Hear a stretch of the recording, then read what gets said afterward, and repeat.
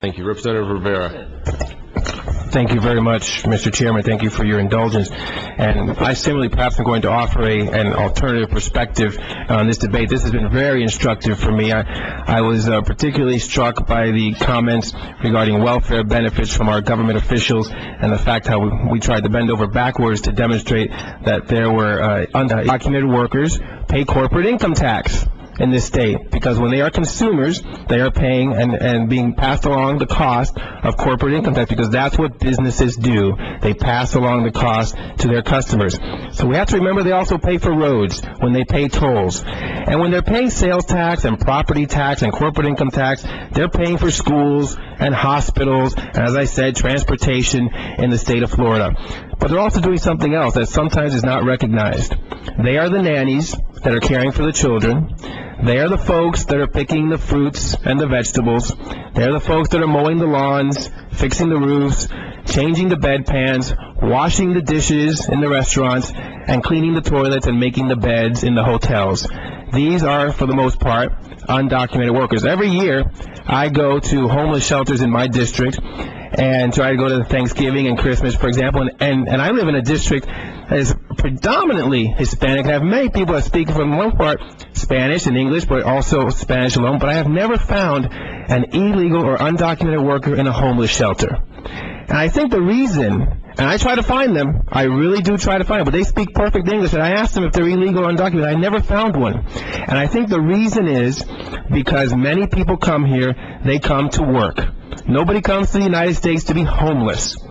Republicans believe in market forces. I'm a Republican. I believe in market forces.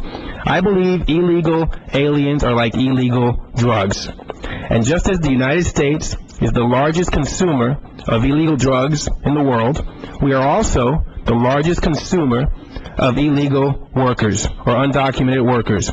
We love to have our cheap labor.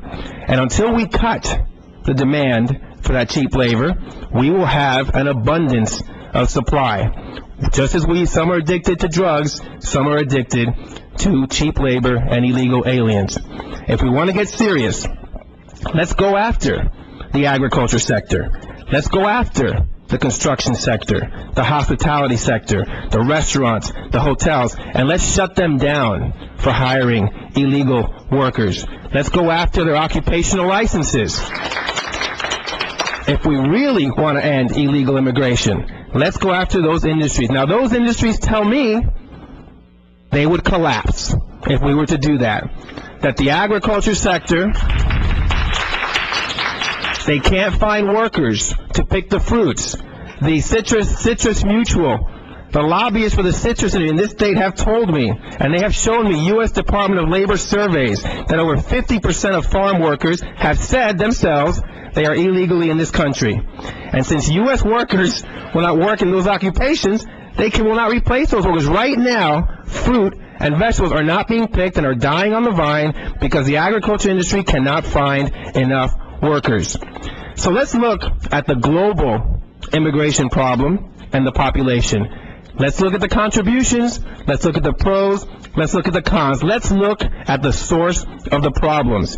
U.S. businesses and U.S. consumers and the thirst for illegal aliens and undocumented workers. Just as we should never make any apologies, never should we apologize for people acting illegally and coming here illegally.